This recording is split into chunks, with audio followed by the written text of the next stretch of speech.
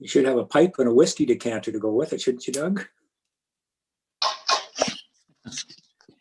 Just had a camera shot.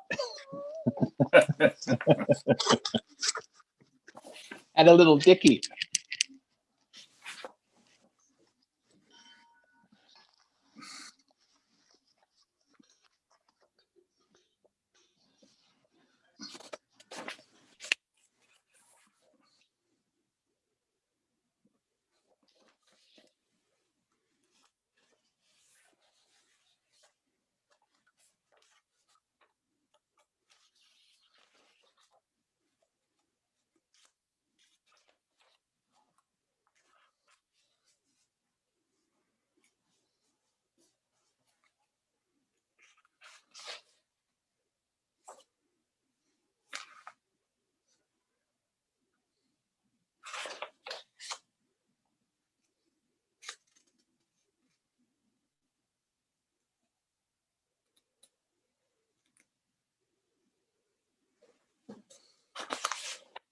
The meeting's now live streaming, Mayor. Great, thank you. I'm going to call to order then the October 13th, 2020 regular meeting of council at 6:30 p.m. And I would also like to acknowledge that we are meeting on the shared traditional lands of the Coast Salish people. I am going to do a roll call one more time.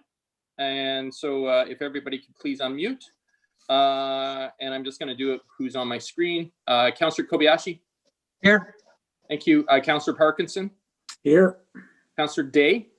Here. Councillor Jensen. I'm here. Thank you. Councillor Logan. Present. Councillor Baxter. Here. Great, thank you. Moving on to approval of the agenda. There's a near-term, long-term, and regular council meeting. I am looking for the near-term and long-term agendas to be received, and that the agenda of the regular council meeting of October 13th be adopted as amended to add item 8.3, which is the temporary patio licensing extension. With that, may I get a mover and seconder? That has been moved by Councillor Kobayashi, seconded by Councillor Logan. Is there any discussion? Seeing none, I'll call the question. Those in opposition, please raise your hands. Nobody opposes. Thank you. Moving on to public participation. There were no written submissions today, and no members of the public have registered to speak. I will confirm with one final time with staff, though, that there is nobody on line right presently. That's correct, Mayor Martin. Great, thank you. I don't have anything, so that ends public participation. I don't have anything to share specifically under Mayor's message, except for, sorry, and I'm just pulling it up here, Councillor Jansen just sent me a text a couple minutes ago, and I'm just gonna read the headline for you. So this is the Western Investor, how Colwood made Western Investors' top 5 list. Colwood is picked among the top 5 towns for investors in 2021 by Western Investor, and currently multi-million-dollar actions show why. So very exciting times for us as well. We were on the front page of today's paper, just talking about all the great projects that are happening within Colwood. So something I think all of council can celebrate. Moving on to 5, adoption and receipt of minutes. I'm looking for a mover and seconder for 5.1 regular council meeting minutes of September 28th. Moved by Councillor Parkinson, seconded by Councillor Baxter. Is there any discussion? Seeing none, I'll call the question. Those in opposition, please raise your hands. Nobody opposes. Moving on to 5.2, Committee of the Whole meeting minutes from September 8th, 2020. I may have a mover and seconder, please. Moved by Councillor Baxter, seconded by Councillor Logan. Discussion? Seeing none, I'll call the question. Those in opposition, please raise your hands. Nobody opposes. Moving on to 6, delegations. We have members from the South Island Prosperity Partnership to give us an update. And I know Councillor Kobayashi, I will look to you first before I introduce the people from SIP. Oh, please unmute, Councillor. Sorry about that. Thank you very much, Mr. Mayor. I'd just like to make the motion for an extended period for this delegation to make the presentation.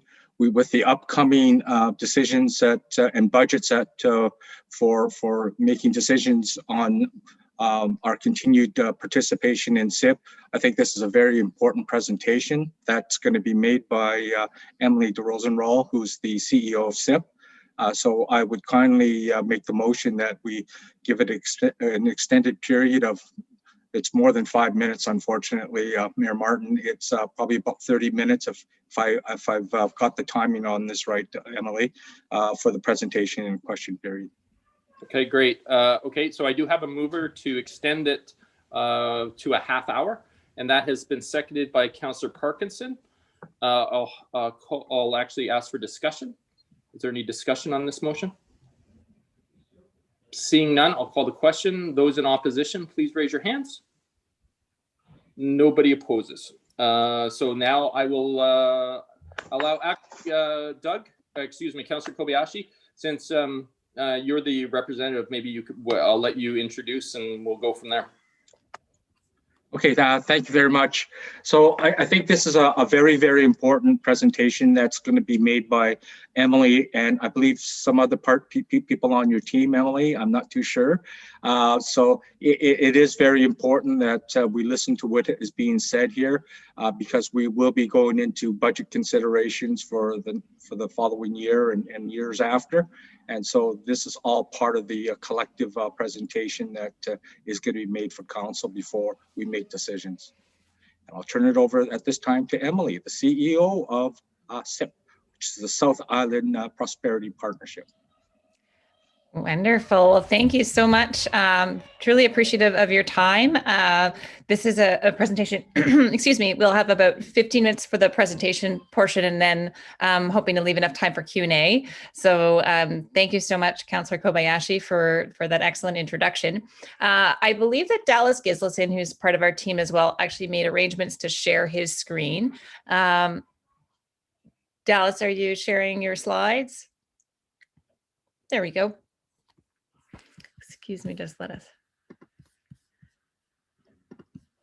Perfect. Very good. Okay, so I'll just get going then. Thank you very much. Okay, so I'll move on to the next slide, please. Great. Well, who is SIP? So as you know, SIP is an alliance of over 65 members now, public and private sector members in the South Island region. And these include 11 local governments, 9 First Nations, 3 post-secondary institutions, 9 industry associations and nonprofits, and over 30 major employer. And Colwood was, of course, among our first 29 members.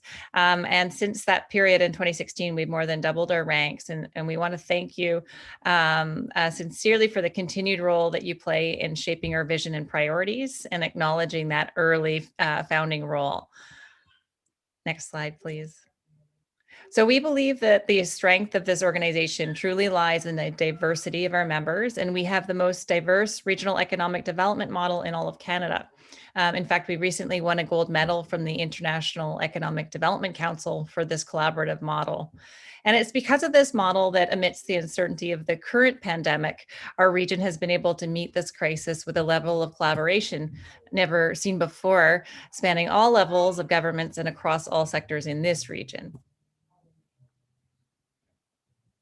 So SIP was first established by its members as our region was one of the slowest to rebound from the Great Recession back in 2007-09. And at that time, SIP's founders found that all Canadian cities at the same size across Canada were substantially more invested in economic development. So SIP was created to facilitate and promote the development of a strong, resilient, inclusive, and diversified economy, a place that can grow while being able to protect the extremely high quality of life that we all share here. So the next slide here is sort of a work in progress, but we've been working with a company named Esri to map out exactly where some of our lead investors, our private sector members, are located and where their employees work.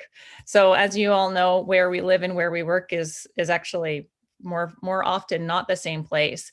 Colwood actually is a really good example of that. And so what we've done is highlighted here for you. So this is just 18 of our SIP members, and you can see what a cobweb it is of sort of interdependence. And in fact, 19.7% of the employees of this 18 sample of our lead investors, which are the larger employers of the region. Now, 19.7% live in Colwood, and that's just a really good example of how Colwood is growing. Colwood is able to attract, especially the working age population, which is a desirable population from the standpoint of they spend more money and they usually pay more taxes and so on. So Colwood, of course, is growing rapidly and being able to take advantage of some, sort of disproportionate benefits from the region's growth. So anyways, we can discuss that more if there's questions on that topic, but I'll skip on to the next slide.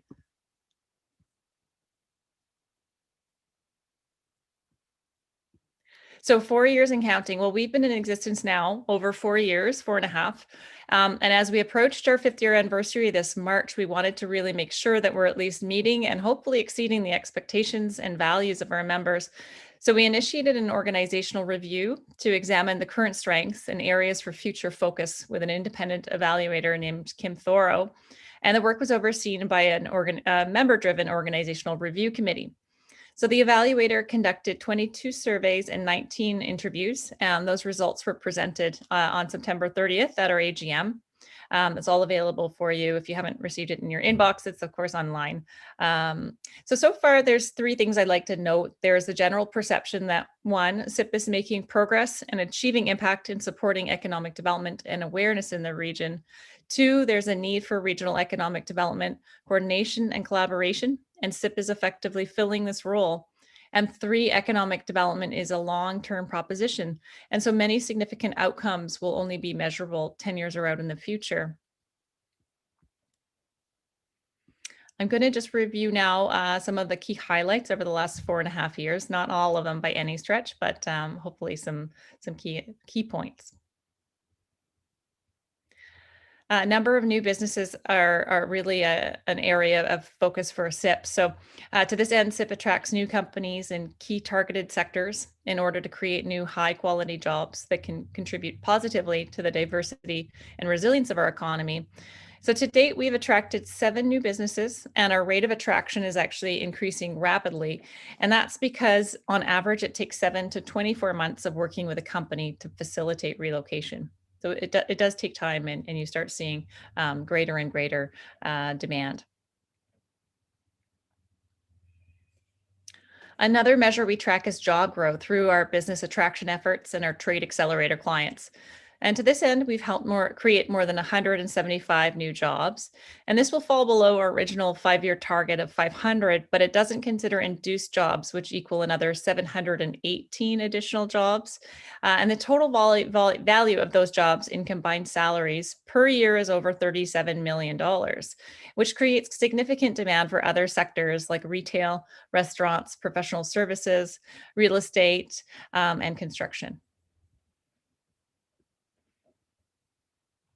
So it's one quick side note, actually, before we talk about this slide. So it's worth a quick side note that as of last June, 75% of our members, our private sector members surveyed, cited a shortage of high-skilled labor as being their #1 top concern for impeding growth. And they reported chronic labor shortages equal to 4% of their workforce.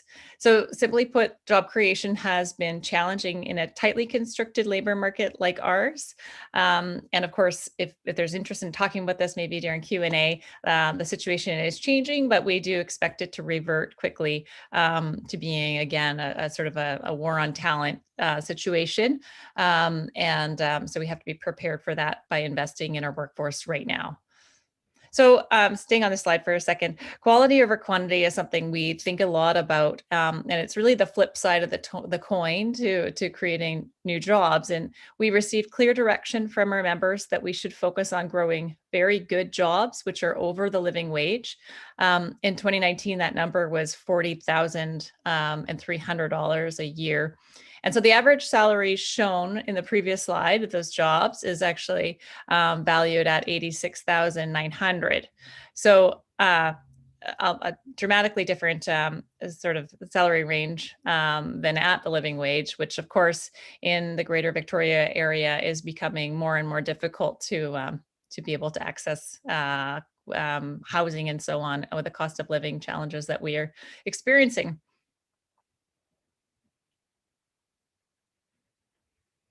Last year, we hosted an event to celebrate the new businesses that we've welcomed to the region. And these companies bring us diversity and an international perspective.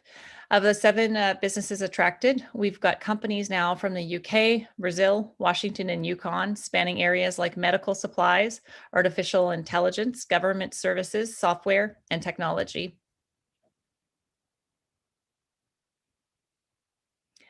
So when SIP began, we had just 2 First Nation communities as part of SIP, and today we have 9 First Nation members. So that's something we're extraordinarily proud of. SIP was instrumental in getting the funding required to create the Songhees Innovation Center, which is a co-working space and incubator for Indigenous entrepreneurs and freelancers. And you can see from the graph, it's growing year over year. I'm just going to touch briefly here on a few highlights. With our partners, we created Indigenous Connect, a monthly entrepreneur roundtable. And last November, we also co-hosted the first ever Indigenous Prosperity Gathering. And the gathering was a collaborative effort to create dialogue around the economic disparities between Indigenous and non-Indigenous communities. And it was the first time that all of the South Island had gotten together to discuss these sorts of topics.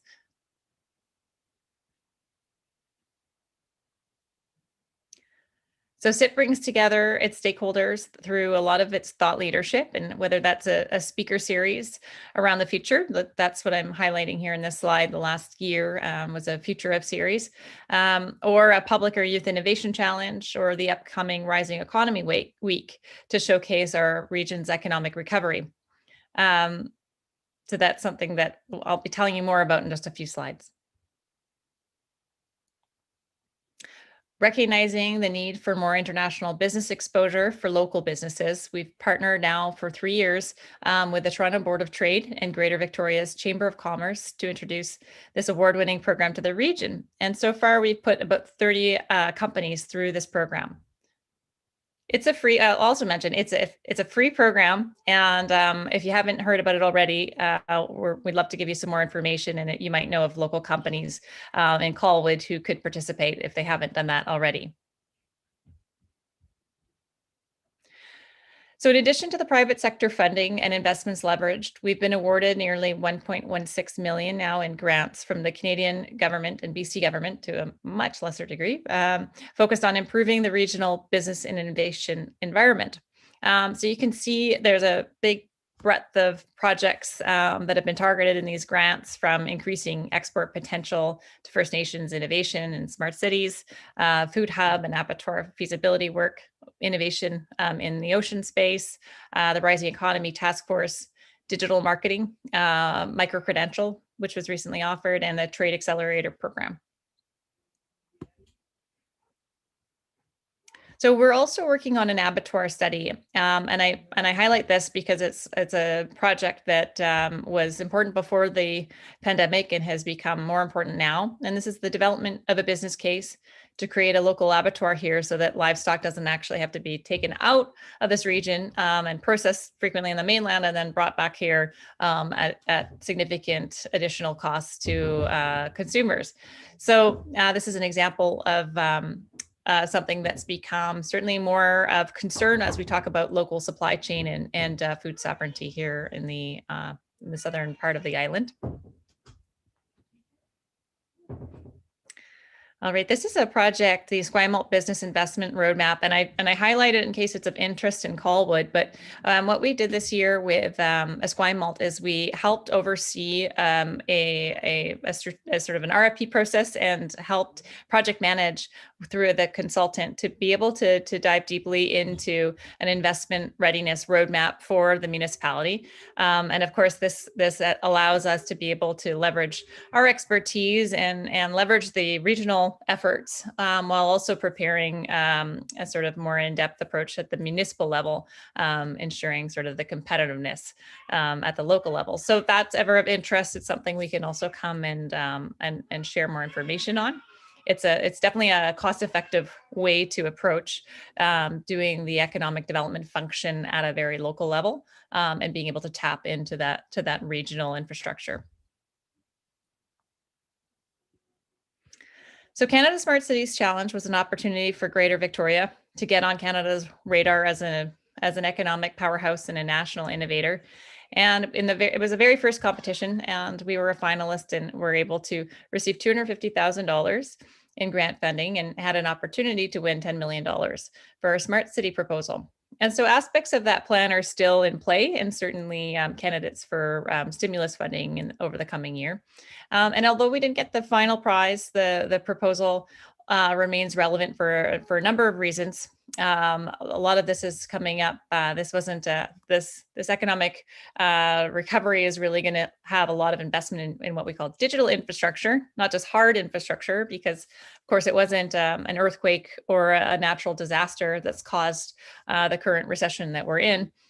So there's going to be a need to invest in a recovery that's smart and invested in sort of green, smart digital technologies. So we're going to see that. The IMF was talking about that just a couple of weeks ago. And again, another topic perhaps for Q&A if there's interest. So since the pandemic hit, CIP's been moving very quickly, moving to coordinate the region around an economic recovery plan. And we set up something called the Rising Economy Taskforce. And that's a group of over 120 stakeholders, including 10 sector-driven committees. And this has been formed really to be able to maximize and optimize our recovery and move us from relief to recovery and greater resilience faster than we could have in the last recession. So we've had a lot of traction, a lot of really good progress so far.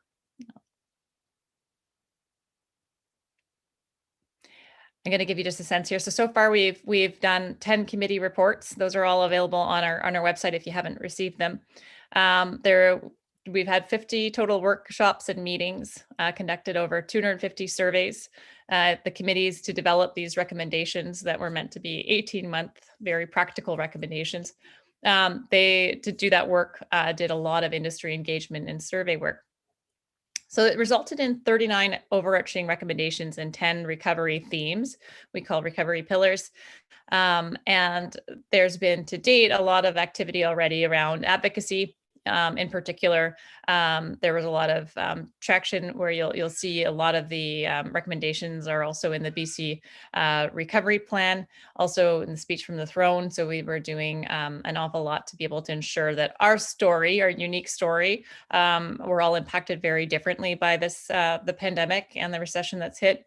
And it's very important to be able to present that unified story so that at a macro level, provincially or federally, people know how they can help us best and what's really going on here at the ground level. Very quickly here, you can see we're about 3/4 of the way around, probably around about the third base here. We've done the leadership work, situation analysis, future casting, reports have been finished. That's been presented to the task force. We've had a working group that's gotten together now 3 times and created working definitions around the vision, priorities, goals, and measures. And the next step is next week we'll be presenting that to the Rising Economy Task Force, the framework, and then that will be turned into a strategy with the overarching priorities, whatever's bubbled up that will have the greatest impact on the region, on multiple sectors, multiple segments of the population. And that will be released November 16th at the beginning of Rising Economy Week. So here's some example of early traction.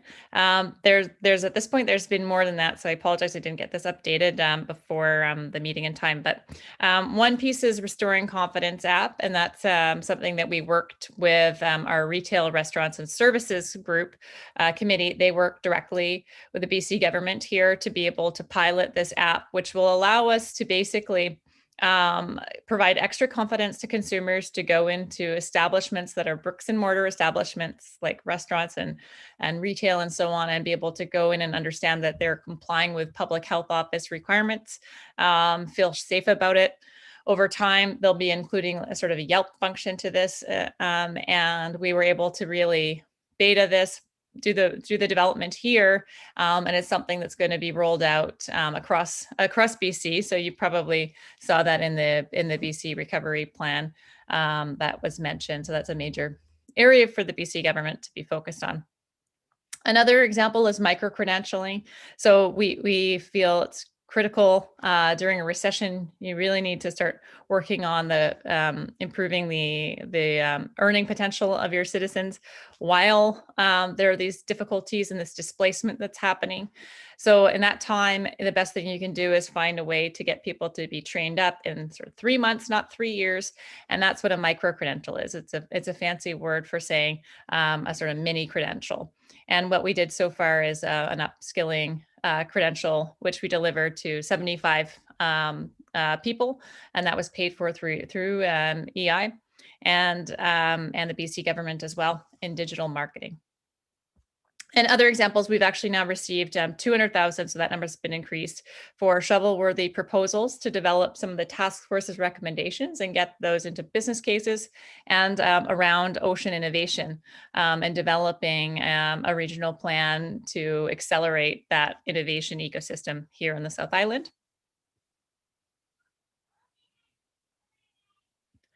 So the Prosperity Index is something we do annually to understand our strengths and weaknesses. And for the past 3 years, we published this document, this report, which was launched last March, the third one.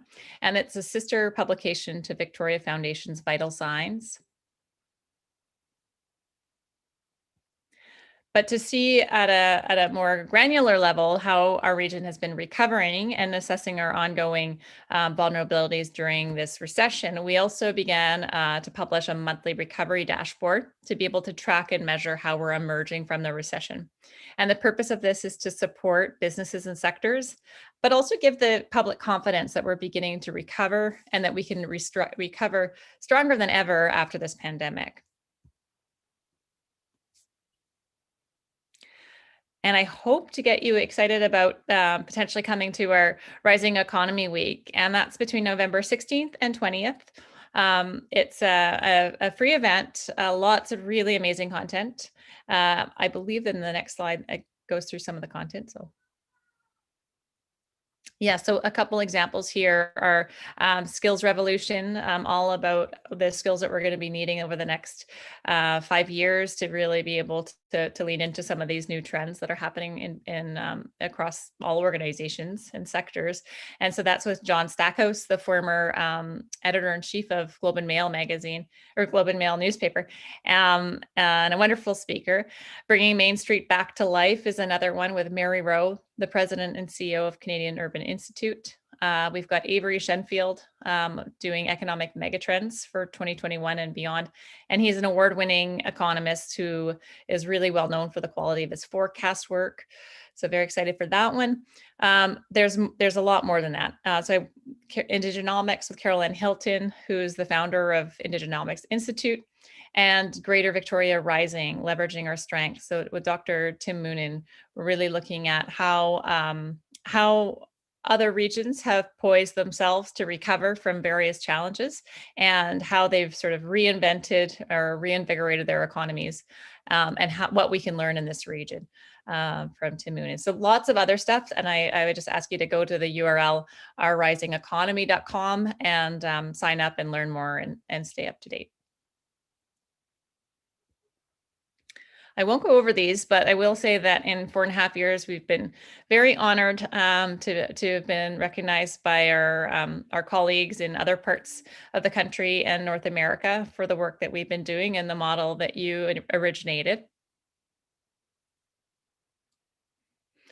And I also, of course, want to acknowledge our team here. It's a small team, a very passionate team who works hard on your behalf every day. And you can see here today we have with us Dallas and Kieran. So the top right and other right, the whole right side of the board. So you have 3/4 of the team here. And then, of course, we have some occasional various contractors that help us out with and an army of volunteers.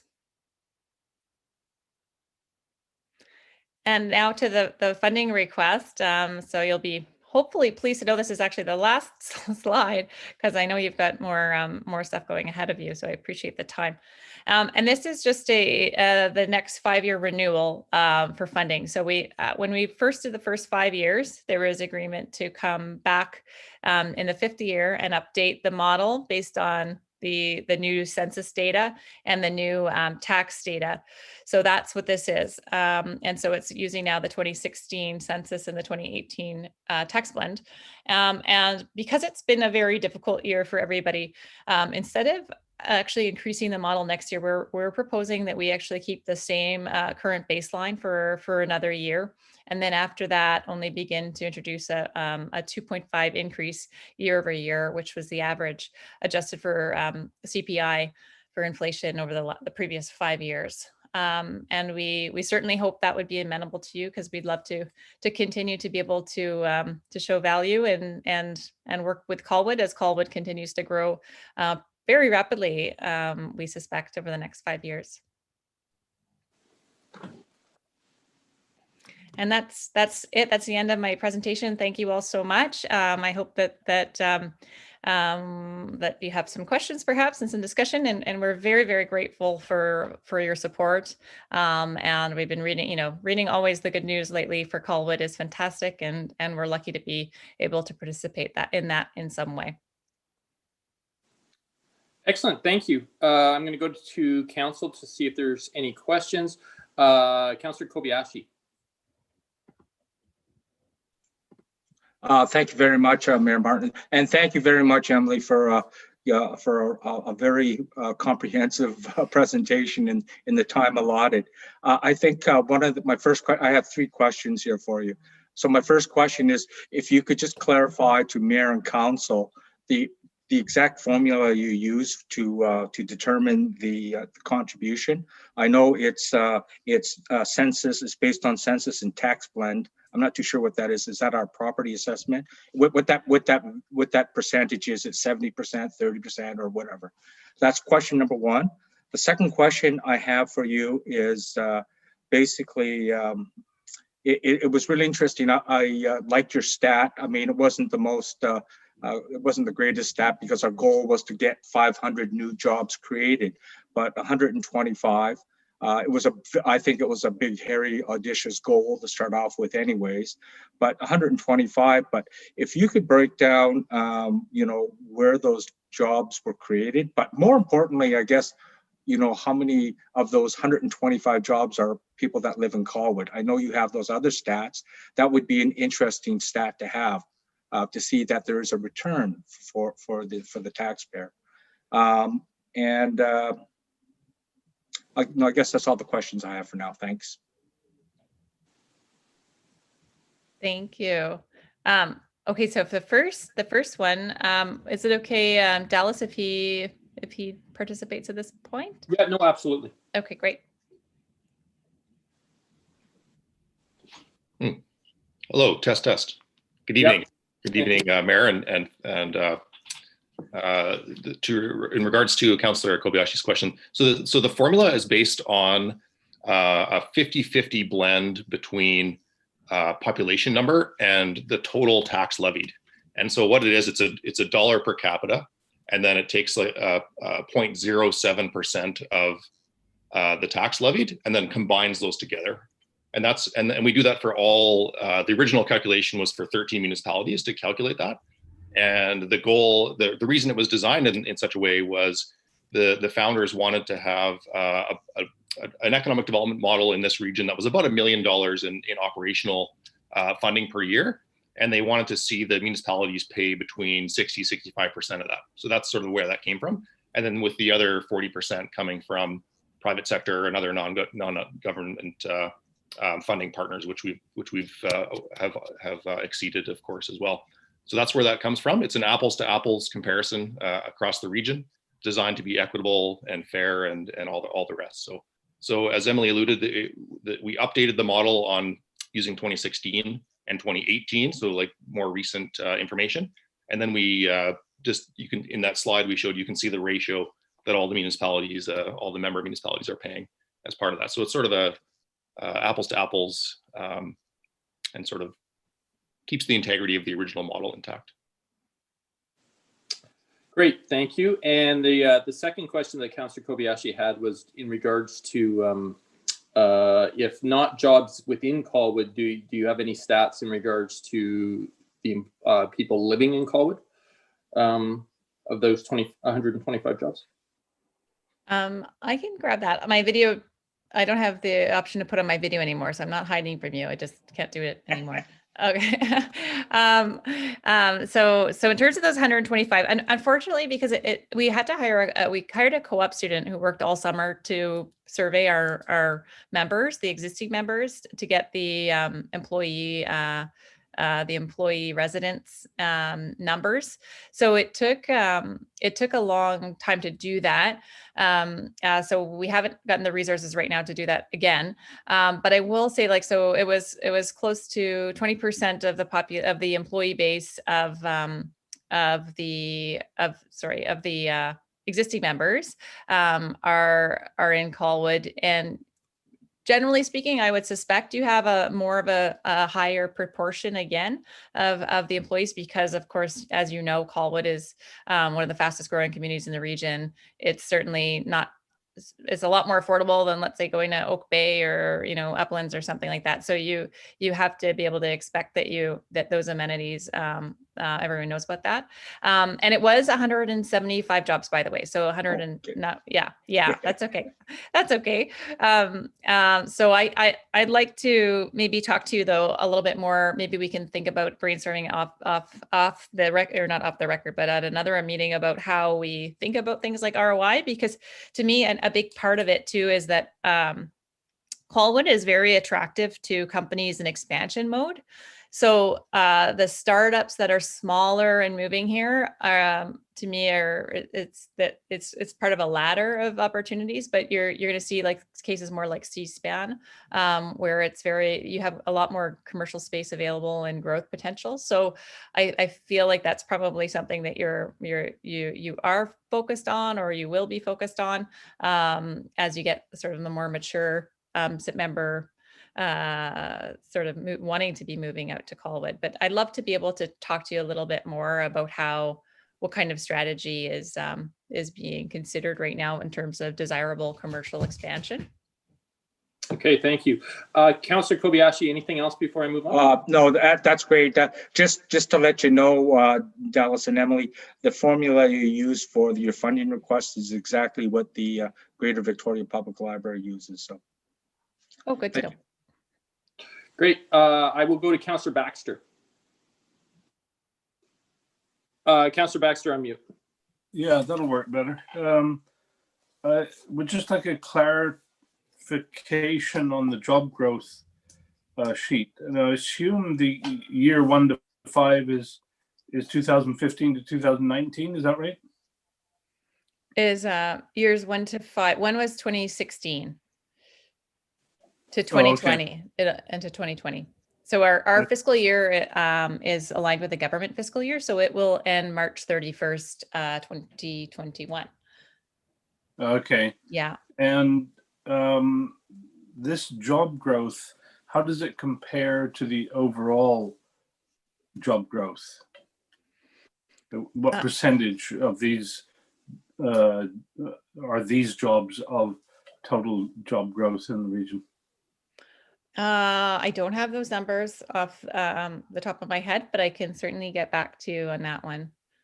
That would be And great. yeah, these are of course like direct and due. So, sometimes you see federal government or provincial government doing general accounts of job growth and pointing to that and saying, this is what we were part of this giant thing that was stimulating the economy and created this many jobs per year. And so we've done the opposite. We're very much talking about the jobs that we had a direct hand. And if you survey the company, they would say yes, directly from the work we did with you on export development or directly from your result of working with you to choose to relocate. Those are the jobs that we count. Okay, thank you. Yeah. Thank you. All right. That looks like that's it for questions. So we're going to thank you for coming this evening, and we're going to move on. So Dallas, thank you so much for joining us this evening. Thank you so much for your time, and thanks for everything you're doing. It's been a really crazy last 6 months, and our heart goes out to you, and we're huge fans of what you're doing. Thank you. Appreciate that. Thank you. Moving on to 7, which is correspondence requiring council direction. We have a letter from Mayor Fred Haynes from the District of Saanich in regarding the support for opiate crisis. Do I have a recommendation at all from anyone? If there's no action, basically what we can do is just have the correspondence from the District of Saanich regarding support be received. So, Councillor, I'll look to Councillor Baxter. Councillor Baxter, do you have a motion? Sorry, Councillor Baxter, I'm mute. Twice so far tonight. I gotta get better. I'll move that we support this recommendation by writing our own letter. And I'm moving that partly because I'd like to hear from others on what they think. This is my initial reaction, but I'd like to hear other thoughts. Okay, so just as a clarification, the recommendation will be that the correspondence be received, and I'm just putting words in your mouth, so correct me, Councillor Baxter, but council direct the mayor to write a letter in support of the District of Saanich's correspondence. Excellent, thank you. Okay, great, thank you. Councillor Parkinson, are you comfortable with seconding that? I saw your hand up. Yes, I am. Okay, thank you. So I'm going to clear everybody's hands. I'm going to go back to Councillor Baxter first. Do you have anything else you wish to say before I look to other people for comments? The only thing I've got to say is that there's no question the opioid crisis is a serious issue, and any help that can be created is a good thing. But I'd love to hear other opinions. Great, thank you. Councillor Parkinson. Very much along the same lines. Obviously, the opioid issue is a terrible thing, and whatever things should be done, absolutely. I wasn't overly thrilled with the language in this letter. I don't know that we want to necessarily come out and say decriminalization is exactly the right thing. I'm not smart enough to know if that's the correct approach or not. I would leave that to people who know what they're doing. I don't want to impose solutions. I want to tell them to find one, and whatever the best one is to implement it. Okay, thank you. Councillor Day. Thank you. This was the subject of a presentation with a lot of very knowledgeable doctors, including the provincial health officer at the Association of Vancouver Island and Coastal Communities a couple of years ago. And definitely the safe supply is really needed. And it's certainly a complicated issue that I don't have all the answers to how to achieve that. But we do know that it's affecting every municipality in every region, not even just in BC, but throughout Canada and probably all of North America. But the safe supply problem is really hampering a lot of the work that people would like to do to support people to get onto a stable and dignified life, regardless of what issues they face. So I certainly support this and applaud everyone trying to work towards a solution. It's an issue that I have seen affect our elementary schools. I've seen it affect our middle schools. I've seen it in our high schools. And finding a solution to this would, even if it's not perfect, but better than what it is, would really support the residents of Colwood. Thank you. Councillor Jansen. Thank you, Your Worship. Briefly, have some experience in this area, and this is a crisis.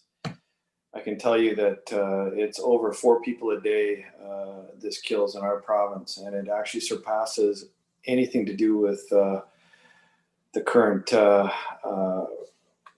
rates of death caused by COVID. So it is relevant. It has been around far longer than COVID, and it's insidious, and it penetrates all levels of our society. And whatever we can do to put our hand up would be would get my support. Now, the only consideration I have, we talk time and time again about staying in our lanes, and anything to do with health is a provincial responsibility. And I think it's fine for us to show that we are supporting the Sandwich Initiative, but those are my thoughts, Your Worship. Thank you. Thank you. I'm not seeing any other hands, so I'm going to call the question. Those in opposition, please raise your hands. Nobody opposes. Okay, and what I will most likely do, Council, as well, is I will make sure that everybody has a copy of the letter so that there's a comfort level with it before I send it out, because I did hear that loud and clear as well. Moving on to 8, new business. 8.1, this is Grant Brown, who's the administrator with West Shore Parks and Rec, and this is in regards to amended 2020 budget. I know Grant is online, and I believe Ben Curry is also the financial minister, but I will also look to Councillor Parkinson, since you are the West Shore Park and Rec rep. Did you wish to make any opening statements before I introduce Grant? Well, I'm sure that Grant can speak much better than I can on this, but I will open by saying that we're not looking at any new money here, just shuffling money from for a couple of projects that carried into this fiscal year, and one that started this fiscal year, one is expected to be next fiscal year. And just as an aside, I think I can state with confidence that the staff at West Shore Parks and Rec have done just an excellent job of managing within the budget in these challenging times, and I think we should be happy to have them all working for us. Excellent. Grant, can I introduce you, and I'll have you, or are you just here for questions? Did you have a presentation at all, Grant? No, just more for questions. I don't really have much to add, and I appreciate the comments from Councillor Parkinson. Yeah, it's just a change in shuffling some projects that weren't completed at the end of 2019. That the reserve fund, the funds went back into reserve, and those projects have now been completed this year. And then it was just bringing the project for the replacement of the JDF floor, which was fully funded through grant and reserve funds, into this year. Based on the situation that we had in front of us, it was better to move on with that project instead of leaving it till next year. But the overall requisition hasn't changed. Excellent, thank you. Councillor Kobayashi. Through your worship, just a couple questions here, Grant. Thank you very much for all the details that you provided in your financial summaries. I guess my question is, with this COVID-19, is the 2020 revenue budget realistic? Since we've had to basically shut down some of the services and programs that you provided. So that's my first question. And my second question is just about programs. I guess that's all the programs that's offered by West Shore Parks and Rec.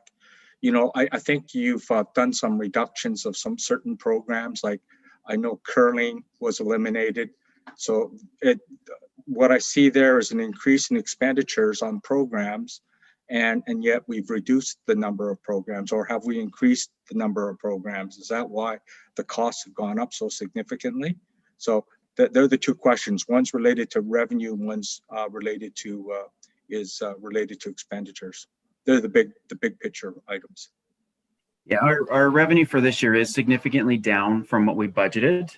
We're projecting about 2.8 million down in revenue, but we have matched that by reducing expenses by the same amount, which is what has allowed us to, we're projecting to come in on budget for 2020.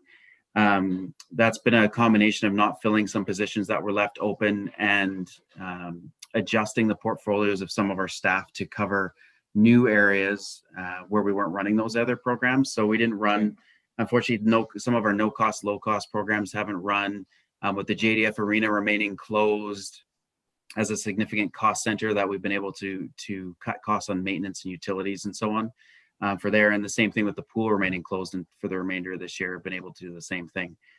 So as far as the expenses have grown through the years from budget to budget, but as far as this year goes on our actual, we've matched our reduction of revenue. We're looking at being roughly 25.9% down, and we're projecting our expenses to be 26.8% down. So we've been able to match it on the other side. Okay, thank you very much. Thank you. Councillor Day. Thank you. I'm just curious about a couple of things that are listed here on the operating and capital summary. The UBCM childcare spaces grant, is that, it seems to have kind of no monies in it for expenditure. It's still going ahead? Yeah, that project's going, and it's lumped into, in the project section, those are all lumped into the major site maintenance, the 7.1 million. That's part of the 2020 budget.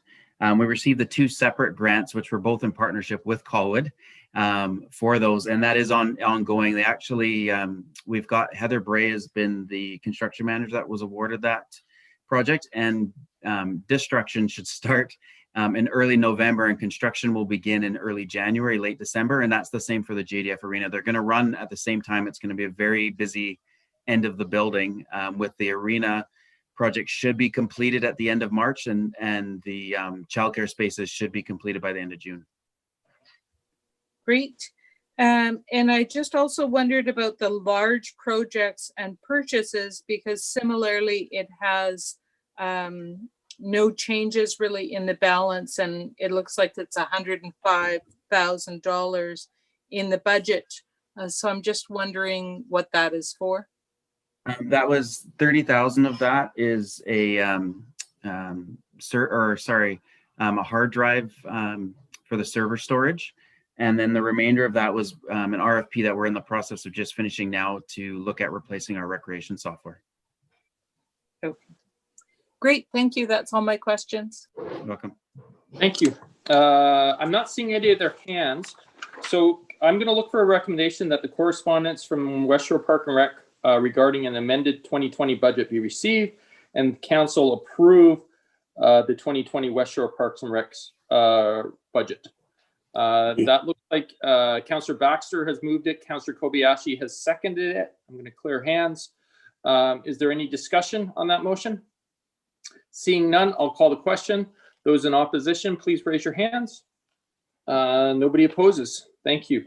Thank you guys for coming on tonight, Grant. Thank you. Have a good night. Good night now.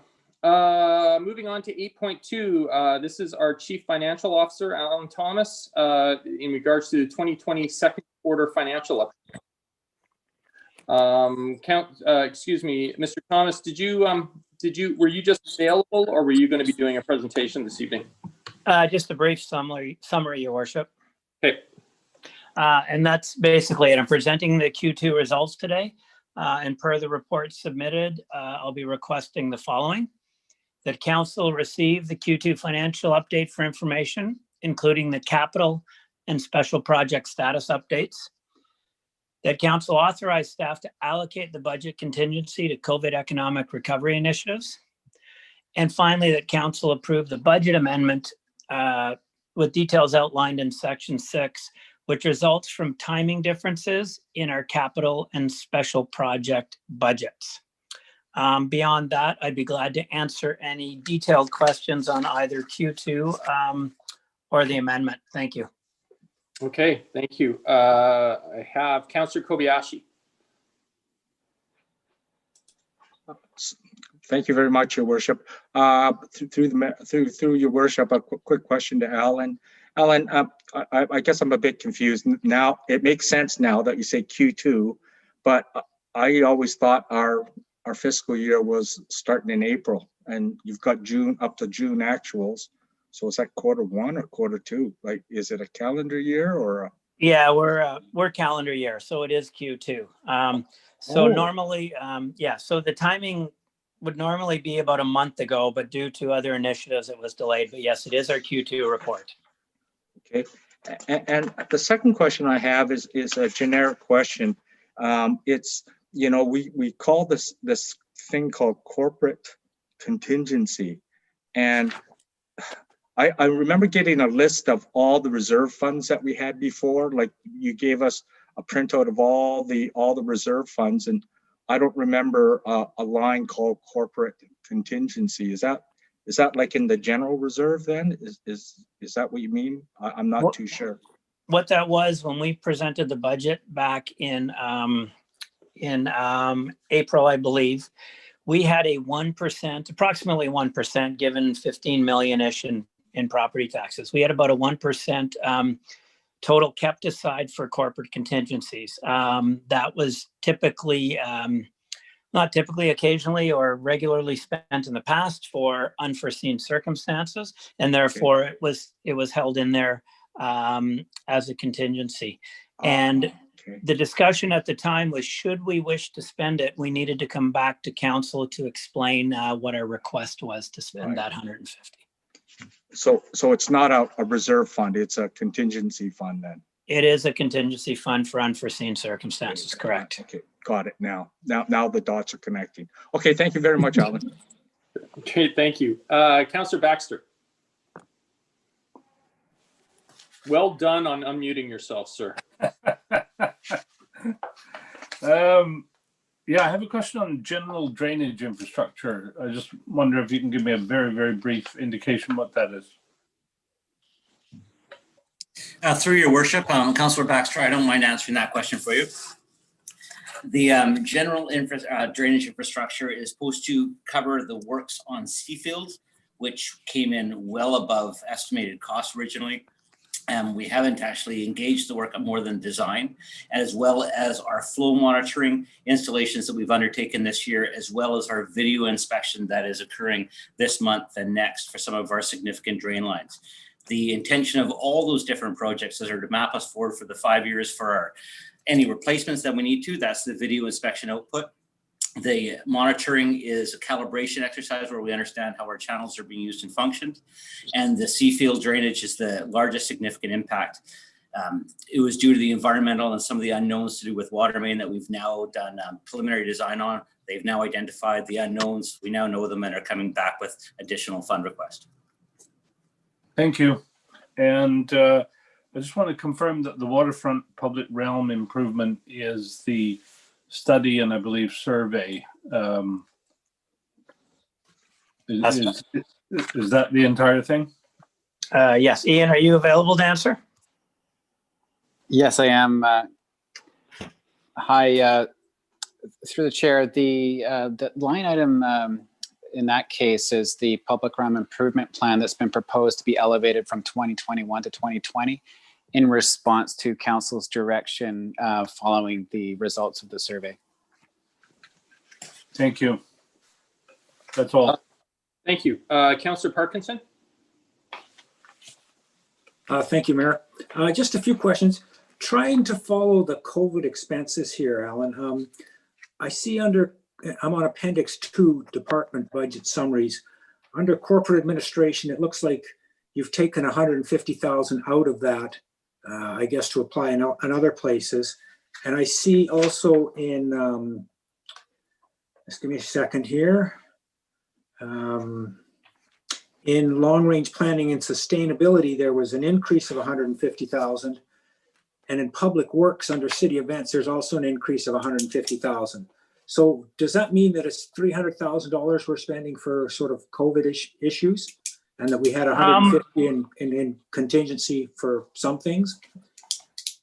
Yes, so the allocation in the corporate administration versus the long range planning, the contingency budget sat in corporate administration because the initiatives we feel will be the expenses will be allocated to long range planning at this point in Ian's area. It's simply 150 positive in corporate admin, 150 negative in Ian's area, but that's the net spend of that corporate contingency, which was budgeted. You are correct that we've allocated those to corporate or to COVID related economic initiatives, and the COVID report I've provided as of Q2 said that in addition to that, from an operating expense perspective, this is in section 2, Councillor, of the Word document. Year to date, we are about 100,000 over, resulting from COVID expenditures.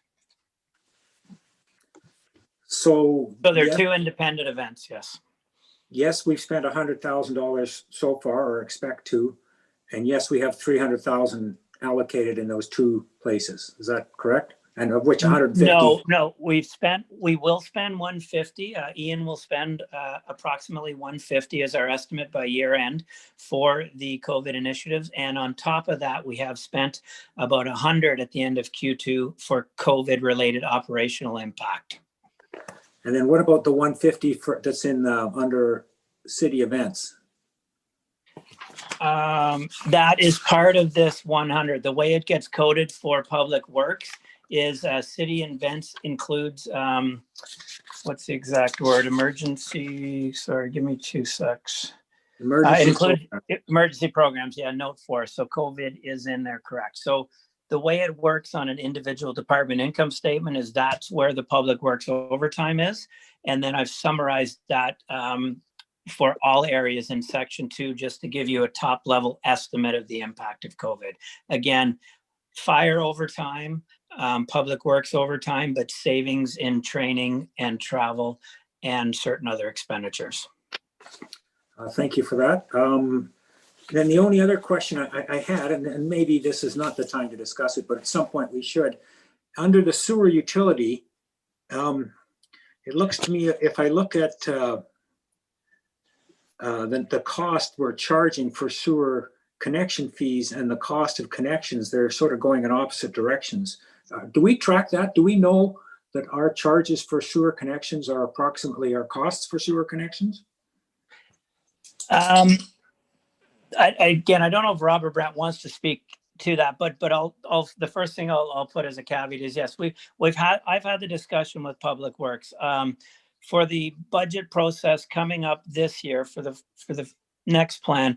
We do have to have a broader insight into how those expenses work. So I would say that is a work in progress from going forward. This was the budget numbers we accepted back in February, and I do want to put some more diligence around that from a budgeting perspective going forward. Looks like it might be a good idea. Yeah, thank you. Yeah. Mr. Earl.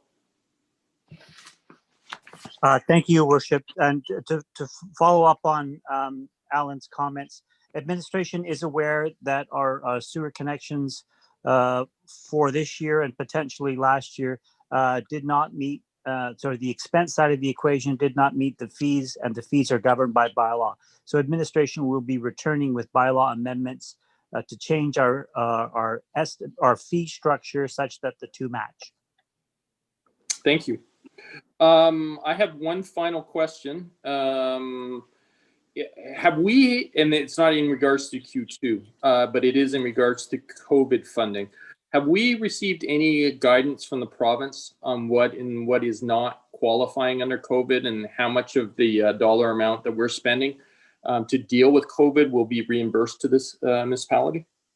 I have still not had a response from EMBC. The first report we put in was in June of this year. My most recent check-in with them was approximately 2 weeks ago, with no update at that point. So I actually am going to, at the end of Q3, have another submission for overtime, and we'll check in with them again. So no, to answer your question, Your Worship, there's certain guidance, but COVID-related expenses. So I'm hopeful for the overtime. I'm hopeful for items such as plexiglass and rental vehicles. But as far as actual cash in the bank yet, I have not seen a dollar. Okay, thank you. We can talk about that with the new government, whoever that is. So I do have a recommendation from staff. Can I get a mover and seconder, please? That is moved by Councillor Logan, seconded by Councillor Kobayashi. Any final discussion? Seeing none, I'll call the question. Those in opposition, please raise your hands. Nobody opposes. Moving on, this is the late edition. And it really, I think it's pretty straightforward. There's a recommendation, Council, that Council authorize an extension for temporary patio licenses to October 31st, 2021, and confirm support for the extension of the LCRB's pre-approval process. Can I get a mover and seconder? That has been moved by Councillor Jansen, seconded by Councillor Logan. I'm going to clear people's hands. Is there any discussion in regards to this? Seeing none, I'll call the question. Those in opposition, please raise your hands. Nobody opposes. Moving on to bylaws. This is bylaw number 1807, Land Use Bylaw Amendment CD 27, Belmont Jerome. This is for adoption. May I get a mover and seconder, please? Moved by Councillor Logan, seconded by Councillor Kobayashi. Discussion? Seeing none, I'll call the question. Those in opposition, please raise your hands. Councillor Parkinson opposes.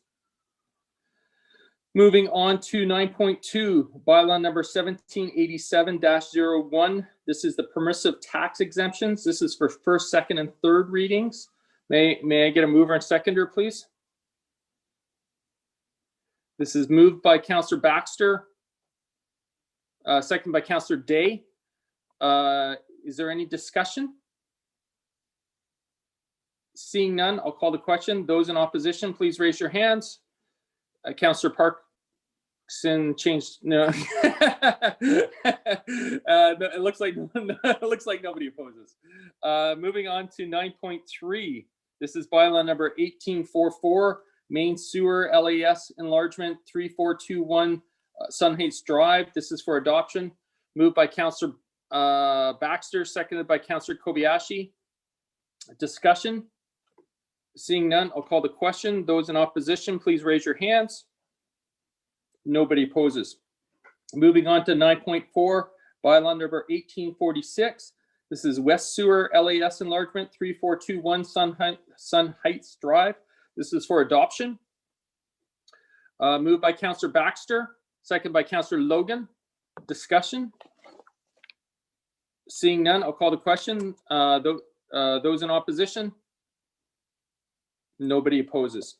Moving on to 9.5. This is bylaw number 1134-04. This is a traffic and highway amendments, recreational vehicles. This is for first, second, and third reading. Moved by Councillor Baxter. Second by Councillor Jansen. Discussion? Seeing none, I'll call the question. Those in opposition, please raise your hands. Councillor Day opposes. Moving on to 9.6, bylaw number 1840, land use amendment, cannabis retail, 310 Goldstream Avenue. This is for third reading. Moved by Councillor Jansen, second by Councillor Logan. Clear hands. Discussion? Seeing none, I'll call the question. Those in opposition, please raise your hands. Councillor Day opposes. Moving on to, oh, no, excuse me. There is no in camera this evening, so just a motion for adjournment. Moved by Councillor Logan. Somehow he got in there in time. Go figure. Those in opposition, please raise your hands. Nobody. Great. Thank you, everybody. We will see you tomorrow night.